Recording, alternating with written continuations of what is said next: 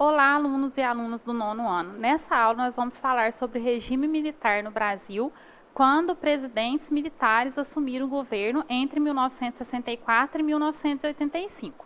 Então, entre 31 de março e 1º de abril de 1964, civis e militares derrubaram o governo do presidente, que até então era João Goulart, e colocaram no poder o general Castelo Branco. Nós chamamos o golpe, geralmente, de golpe civil-militar, porque os militares assumiram o governo, implantando uma ditadura e um governo autoritário, mas eles tiveram a ajuda e a participação de civis, principalmente no momento de instalar o governo. Por isso, então, o golpe chamado de golpe civil-militar. Assim que assumiram o governo, eles começaram a utilizar atos institucionais, né, que são decretos com força de leis, que não precisa passar pela aprovação nem do Congresso, nem do Judiciário, e muito menos da população.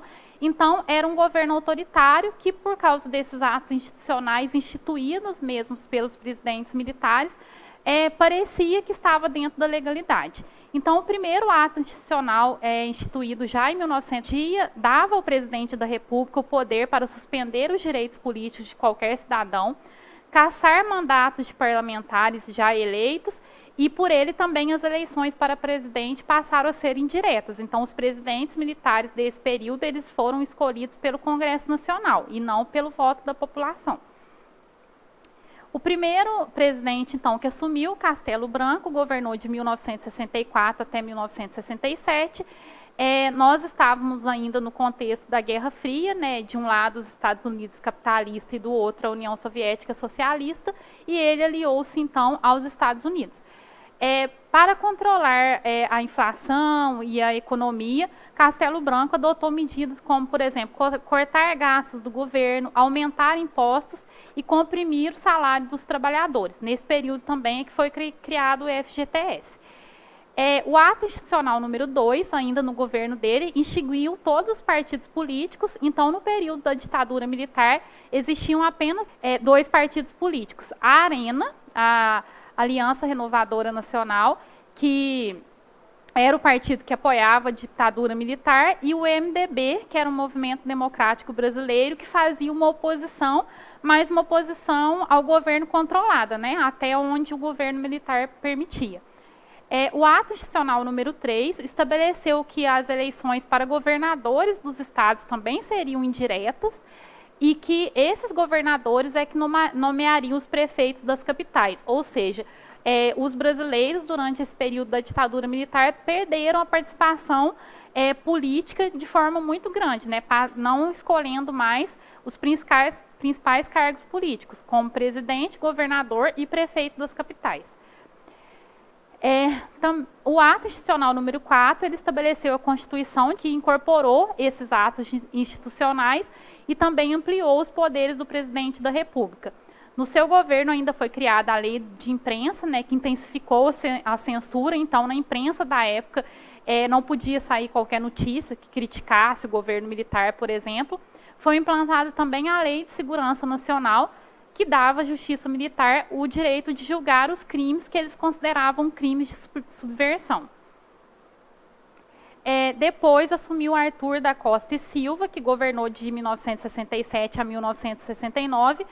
O seu governo foi marcado pelo crescimento da opressão, né? Então, o Costa e Silva era considerado um general linha dura, que perseguiu enormemente aqueles que faziam oposição ao governo militar, mas durante o seu período também aumentaram os movimentos de resistência democrática contra a ditadura, do qual participavam em grande parte movimentos estudantis e movimentos operários.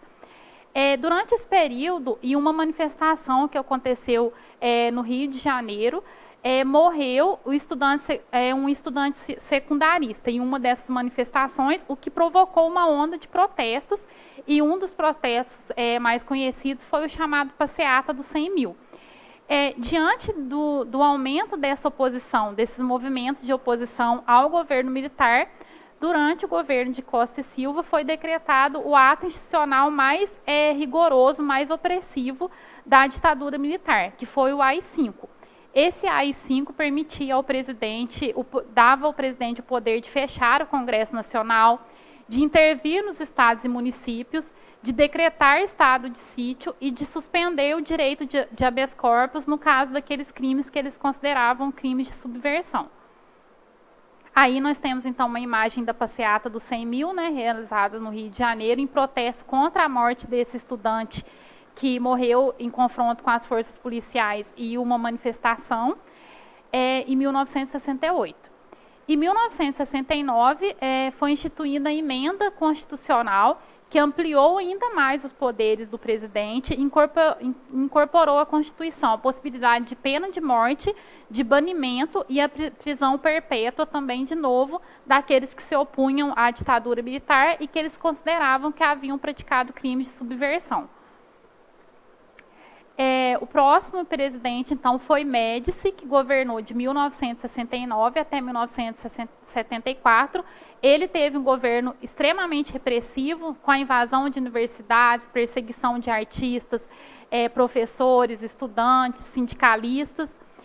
Durante o seu governo, foi aperfeiçoado os órgãos de repressão, como os DOPs, que era a Delegacia de Ordem Política e Social, e os DOI-CODE, que era o sigla para Destacamento de Operações e Informações e Centro de Operações de Defesa Interna, que eram os órgãos onde eram realizadas a repressão e a tortura durante a ditadura militar e que existiam em vários locais. Também, com o aumento da repressão, de novo, aumentava a resistência democrática à ditadura. As pessoas se organizavam, então, em abaixo-assinados, em protestos de rua, criticando a ditadura militar. Parlamentares também faziam discursos contrários aos governos militares, jornais, né, criticando, e os festivais de música também, com canções que faziam críticas aos governos militares. Então, com o aumento dessa repressão, houve também a intensificação da resistência, e a resistência também por meio da luta armada, onde surgiram organizações como o MR8 e a Aliança Libertadora Nacional. Esses movimentos guerrilheiros, essas organizações armadas, elas utilizavam de práticas como, por exemplo, assalto a banco para conseguir dinheiro para a sua luta. Eles também chegaram a sequestrar diplomatas estrangeiros que viviam no Brasil para trocar esses diplomatas por presos políticos, né, pessoas que faziam oposição à ditadura militar e tinham sido presas por isso.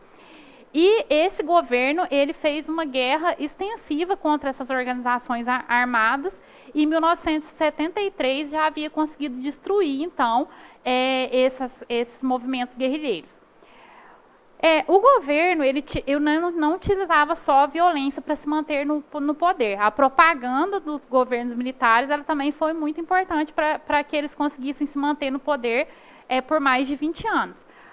Por exemplo, a conquista do tricampeonato de futebol brasileiro na Copa de 1970 foi utilizada muito na propaganda dos governos militares como se fosse mais uma conquista do governo militar. Eles utilizaram muitos slogans também exaltando o Brasil, como, por exemplo, Brasil, ame ou deixe, ou ninguém segura esse país. Frases de efeito, então, para dar uma aparência de que estava tudo bem e tudo caminhando para o crescimento durante o período dos governos militares. Durante 1968 e 1973, eles também se utilizaram do crescimento que a economia teve nessa época em favor da propaganda de seu governo. Foi o que ficou conhecido como milagre econômico.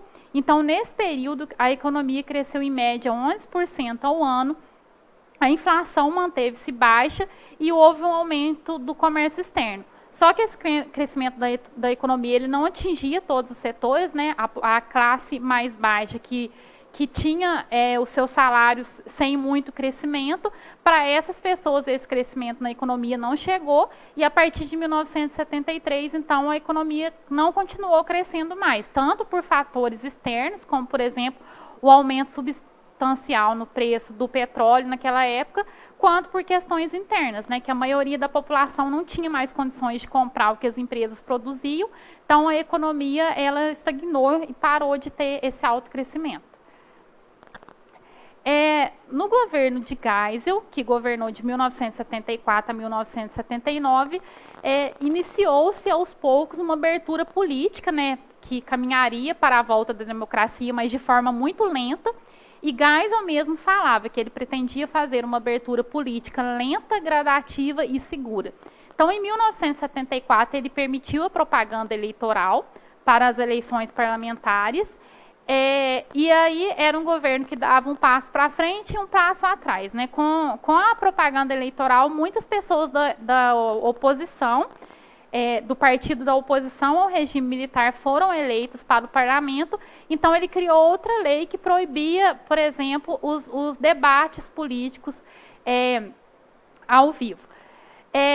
Tinha também, nesse mesmo período, apesar de Geisel estar propondo fazer uma abertura política lenta, tinham muitos militares da linha dura que não concordavam com essa abertura, então continuou havendo perseguição à oposição, tortura, mortes, muitas pessoas sumindo pela perseguição dessa ditadura militar.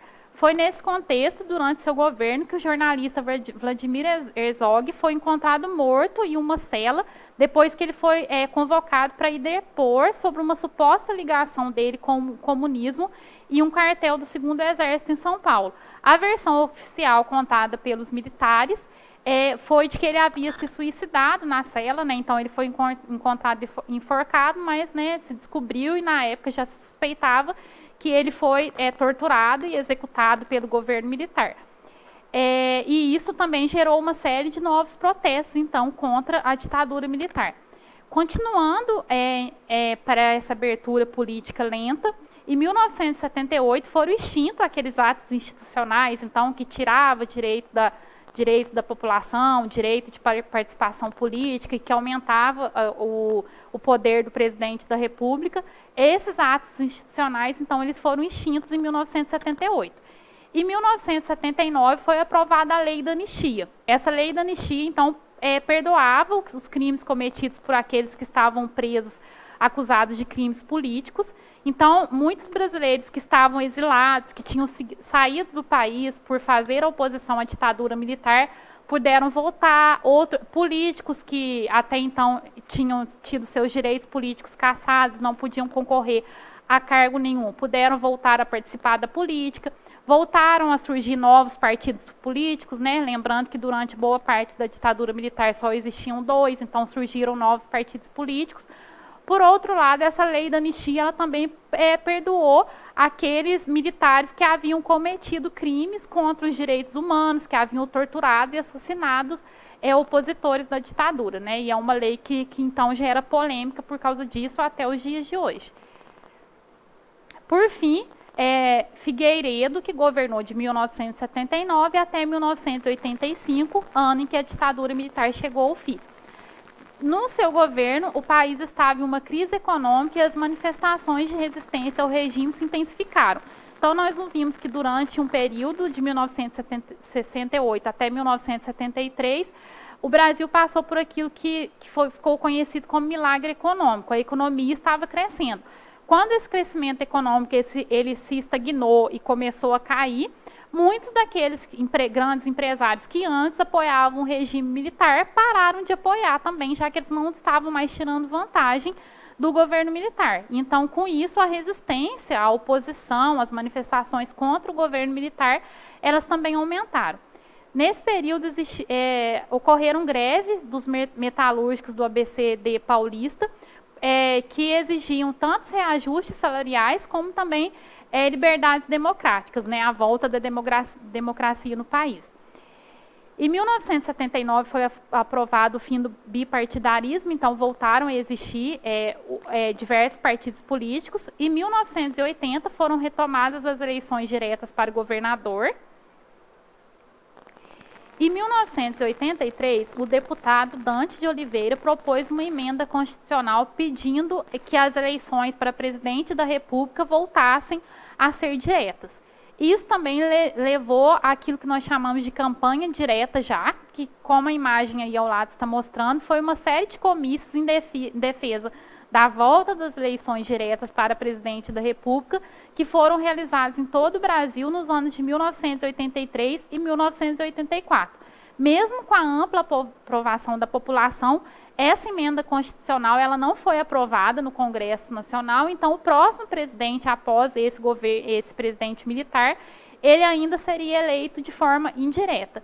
que foi, então, Tancredo Neves, que venceu as eleições de 1985, seria o primeiro presidente civil, então, eleito após esses governos militares. Que essa eleição, então, ainda realizada de forma indireta, só que Tancredo Neves ele não chegou a assumir a presidência por problemas de saúde, foi outra pessoa que assumiu, então, no lugar dele, e esse é um assunto para a nossa próxima aula. Fiquem bem, até lá!